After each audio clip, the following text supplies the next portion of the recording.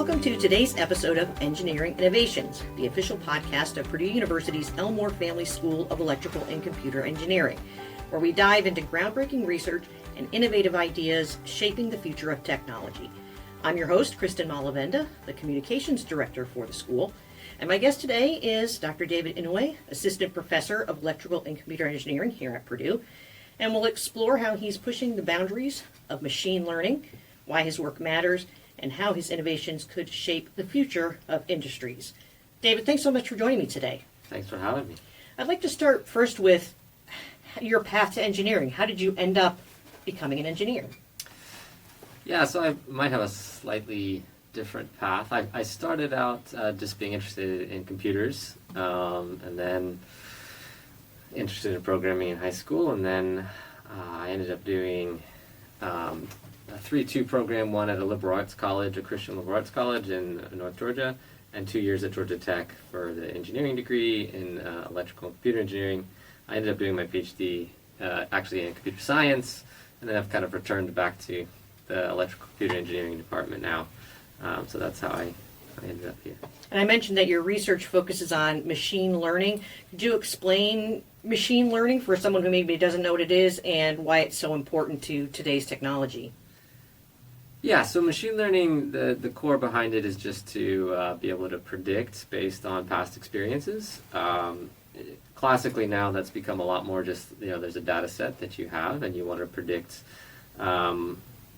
something based on, basically an input and output pairs. The classic one has been something like classification. You want to classify images, cats and dogs in an image. It turns out to be very hard to describe mathematically what makes a cat and a dog. I can see that.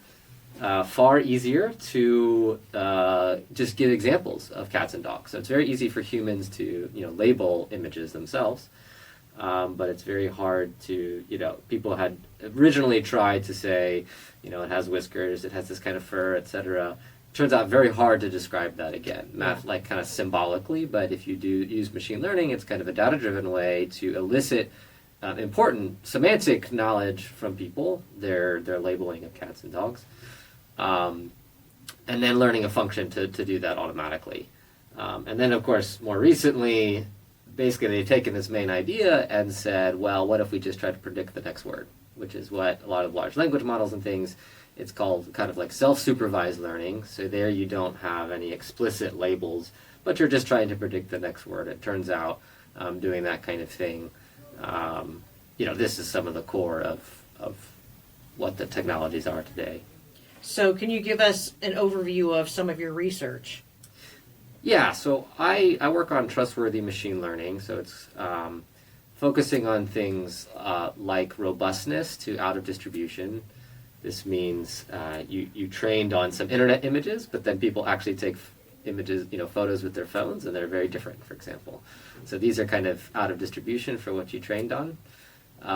So that kind of robustness, everybody wants it, but it's actually turns out to be a pretty hard problem. Also things like fairness. So because of regulations now, people are asking for algorithmic fairness. They want decisions to be fair with respect to certain protected attributes like race or gender or age. And some of that is from the legal system, like you have to prove that your algorithm can do this. And then another aspect is something like explainability. So people want explanations, partly because they don't trust algorithms when they should, and partly because they want to know when they shouldn't trust the algorithm. So they're looking for explanations, especially in high-stakes decisions, like determining whether someone should get bail, or loan applications that are, or admissions decisions. These are by legal precedent are not allowed to be unfair with respect to certain things. And so people are wondering, like, if you're going to make that decision, you should explain why. And usually, of course, humans making these decisions, and they can give an explanation about why they made this decision. A judge can write a brief. But then when when you're making automatic decisions, like loan approvals, you need to be able to often provide an explanation for why they were rejected. Gotcha. To not get the loan. So you mentioned a couple of real-world issues, but are there some other real world problems that your research on machine learning is aiming to solve specifically? So I tend to work on more of the core fundamentals of machine learning. So we tend to kind of use the high level motivations to, more broadly. I don't have any more concrete than those Gotcha. examples, I guess. So how do your machine learning algorithms differ from traditional models? And are they more efficient? Are they better at handling complex data, or is it a mixture of everything? Yeah, so one of the things I'm particularly excited about recently is combining causality ideas with machine learning. So a lot of the formal mathematical notions of causality have been developed in the statistics community, where it's usually thinking about like randomized controlled trials. What do you do under that situation? What kind of reasoning can you do in like kind of the medical space where very careful causal reasoning is required? And then, of course, when you don't have completely randomized controlled trials, right, there's some bias. You're more likely to, say, treat people who are more ill because they don't have any other options, so that your control group and your test group are not completely random. Then you have to like handle carefully like the differences there. So there's that kind of community that's in the stats causal, very, very careful reasoning for studies and stuff. Really interesting, deep thinking about causality there, philosophically as well as from a math point of view. And then on the machine learning side, people have tended to kind of ignore causality and say, if you can predict it, it doesn't matter. We're just aiming to predict well. We don't care what causes what. And now I think people are starting to realize like that may or may not be quite the right way to think about things, because causality actually matters especially when you start having the technology making decisions in the real world. Causality matters a lot. So I'm trying, and what do I mean by causality? There's probability in statistics, so there's things like correlation, dependency between various events that can lend things like being able to predict one event from the other. Right. So, but they can't answer certain questions. So standard probability in statistics can't, but mathematically answer certain questions, like what causes what. So as a quick example,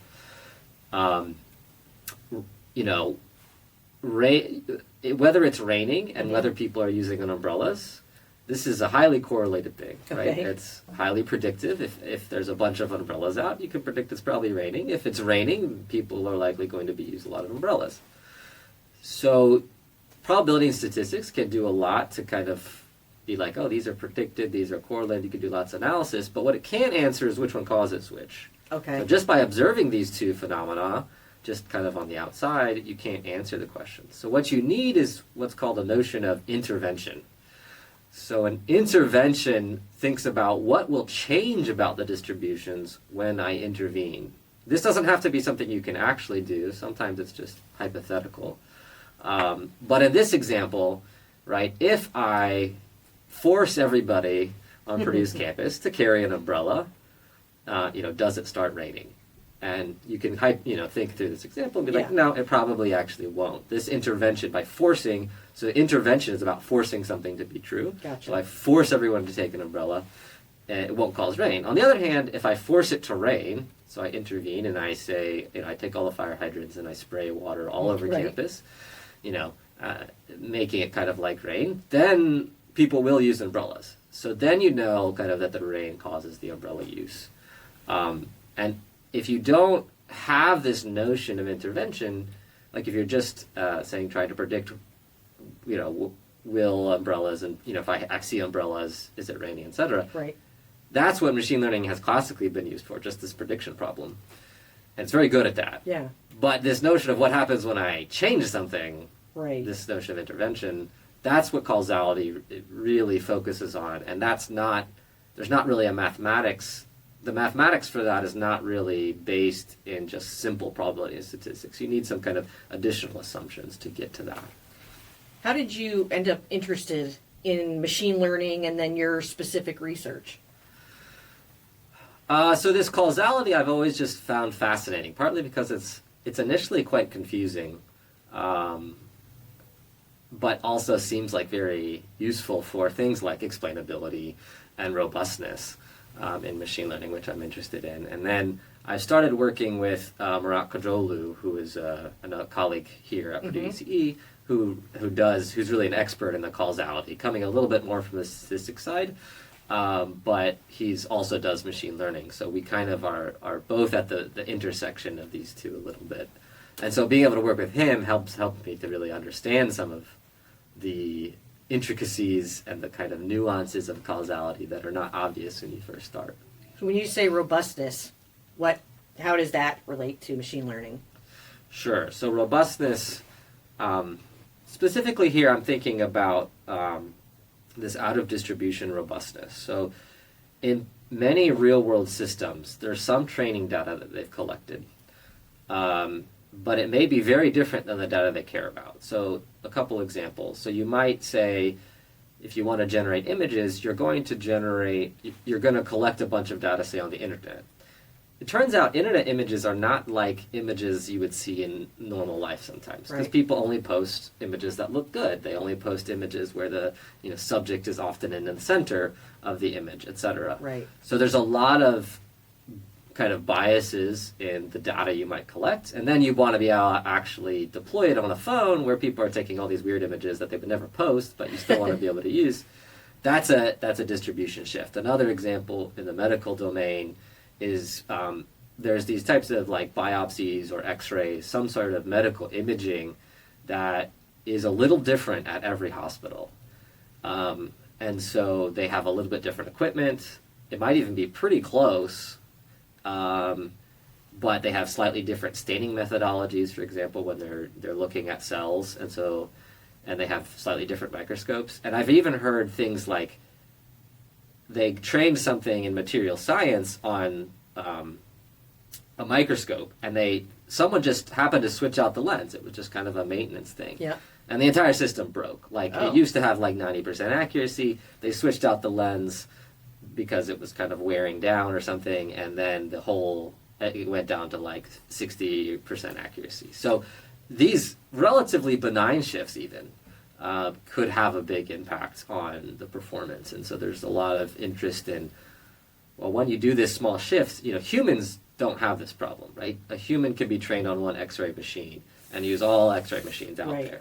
But machine learning systems don't have that property, usually. Kind of by default, if they're trained on, 3 machines, they only work on those 3 machines, and if you use a new one, it might not work at all. Yeah. So that's the robustness aspect. So people, when they talk about machine learning and AI, ethical considerations come up a lot. What are the ethical considerations that you think need to be addressed when doing this research? It's a good question. Thanks. So I'd first caveat everything I say by saying I'm not a philosopher or ethicist. So I would say this is just some musings from a non-expert in those aspects. Like, I don't claim to be a social or ethical expert. I think there's the ethical considerations probably need to be contextualized within a specific application. Right. You can't say that this is always fair. Yep. Or this, fairness is probably a simple example. Or what's the best explanation in a scenario? It really, or what's like a correct or right explanation is going to differ based on the scenario. So I think you first have to contextualize within a very specific, narrow scenario, and then decide, there are some technical things you can do. There's various notions of fairness, for example, and you can algorithmically enforce these different notions of fairness. But even deciding which notion is correct for your scenario is not trivial. It's actually much more challenging. And so I would lean towards more something like a process evaluation. Yeah. So have people in practice think about what kind of effects do these have. But you kind of have to consider the whole system, because as you make decisions or use automated systems or these machine learning things, it can often change people's behavior. This is, again, a little bit where the causality, thinking in a causal way, Right. is how we should think of ethical considerations sometimes. So for fairness, you might think, oh, if I force this, what will happen? But that might actually change the incentive mechanisms for people. Gotcha. And therefore, you need to try to be able to predict and hypothesize about what these interventions will actually, if I change my admissions policy, or I change how I do bail based on this new system, how will that shift the dynamics? And that's really hard. That's a whole much larger systems Right. problem. And so I think, maybe I'm just saying it's not quite as simple to say, oh, this algorithm is fair, Right. or explainable. It's is it correctly fair or explainable in the way that you mean in a particular application? That makes sense. So where do you see machine learning the next 5, 10, 20 years? What's the next big thing?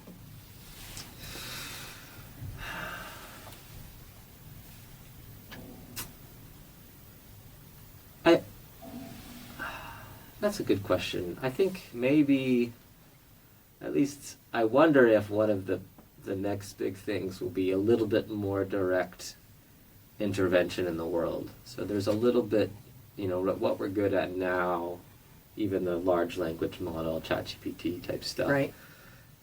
People are still a little cautious about, and I think appropriately cautious about actually deploying this to, say, make decisions. I think they appropriately pitch it as assistance. You still often have to validate the outputs. Right. It can be helpful, but ultimately it's always has to go through a person who understands things to validate it. So it might help you draft your paper faster, but you still have to check and make sure everything's correct. Right. So I don't see it immediately replacing people in a lot of situations, just making things more efficient. Right. Making those initial steps easier. Right. So what about interdisciplinary research? I know here at Purdue we're constantly working with other schools and other departments. How important is interdisciplinary work to what you do, and what are the most common other areas that you work with? So I've been interested in certain science applications, partly because I try not to compete with Google if I can, because they publish a lot of research and they do a lot of research themselves. And so, but they are often more interested in these, bigger problems. But, things like science, you often have, for example, a lot smaller data, a lot noisier data, a lot more complex data that is, even scientists don't know how to interpret it. So it's different than, say, language, where a human knows how to interpret it. So I've been interested in those. Often scientists are very interested in things like robustness and things like that. So that's one interdisciplinary area. I've also done some stuff on decentralized learning, and that one is often intersecting with distributed computing, embedded systems, edge devices, wireless networks. So I think as the technology as people begin to realize that we could actually use this technology more broadly, it'll become more and more interdisciplinary in a sense that there'll be a lot of interesting applications beyond kind of the standard one. So you have a lot of students, I assume, that work with you on your research. When you're considering whether or not you want to hire a student or use a student in your research, what qualities are you looking for in that person that make you think, yeah, this person's going to be a really good addition to my team? Yeah, I tend to focus on, at least more recently, I want to focus on kind of both passion and a growth mindset, willing to learn and change and adjust what they're doing based on feedback. So I think that's probably the most interesting part of being a mentor, is to see your students grow. And so having a sense of, even if you're not there yet, are you willing to change what you're doing to get and learn new things and Right. learn new skills and learn how to the process differently, as well as just being, passionate and excited about the research, wanting to, just loving to learn new things. How do you help them understand, because I'm sure you have hit over the years plenty of roadblocks in your research where you just kind of hit a standstill for a moment. How do you help your students learn to navigate around those roadblocks and not just be completely discouraged by them? Yeah, so I think sometimes, I can just provide some new ideas they can try. That's one thing, so your advisor obviously can help with some of that. The other one is, in many cases, I'm realizing you just don't have the expertise. So you got to Right. go find someone.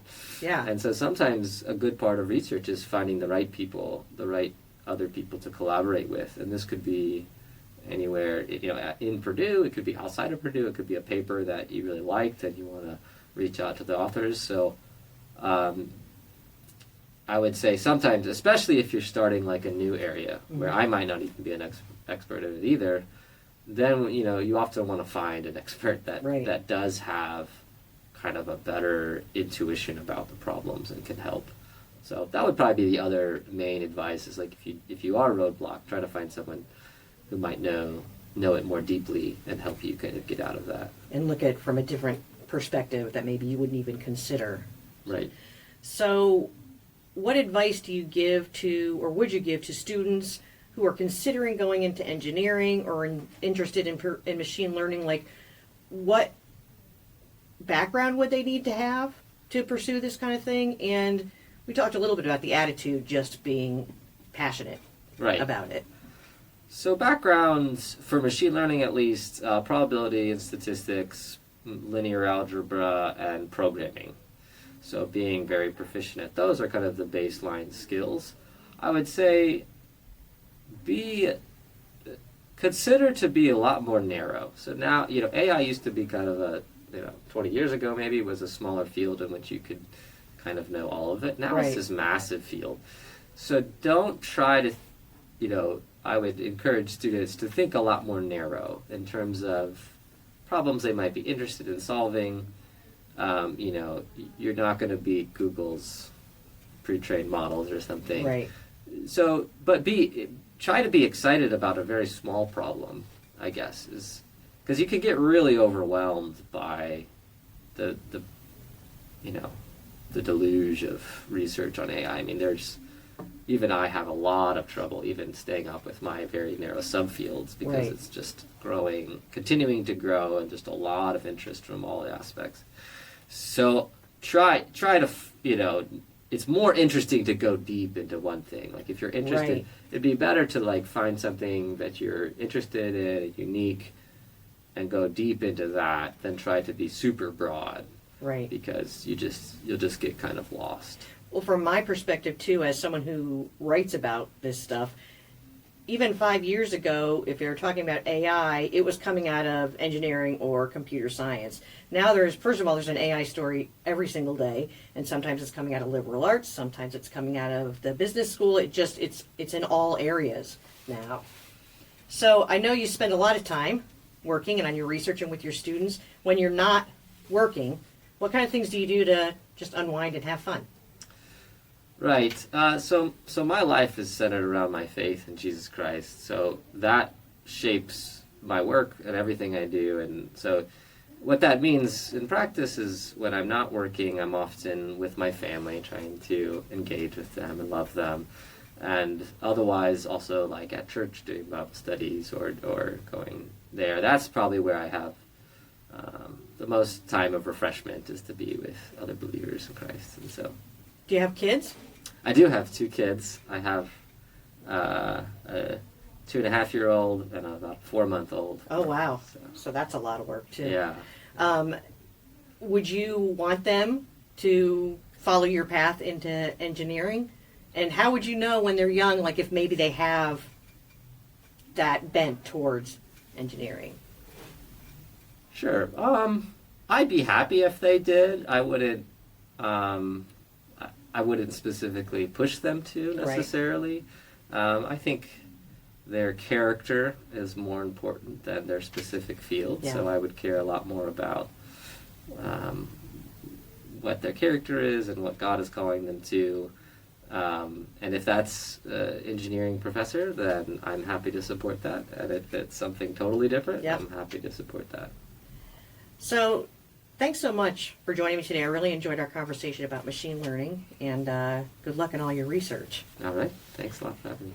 That brings us to the end of today's episode of Engineering Innovations with Dr. David Inouye. He's a professor here at Purdue University. Thanks so much to you, the listener, for tuning in. If you found this conversation as inspiring as I did, be sure to subscribe, leave us a review, and share this episode with others who might be interested in the future of technology and machine learning. And to stay updated on upcoming episodes and to explore more about Purdue ECE, you can visit our website at purdue.edu/ECE. Follow us on all the socials. We're on Facebook, X, Instagram, and LinkedIn. You can check the show notes for links and more information. And we'll be back in another month with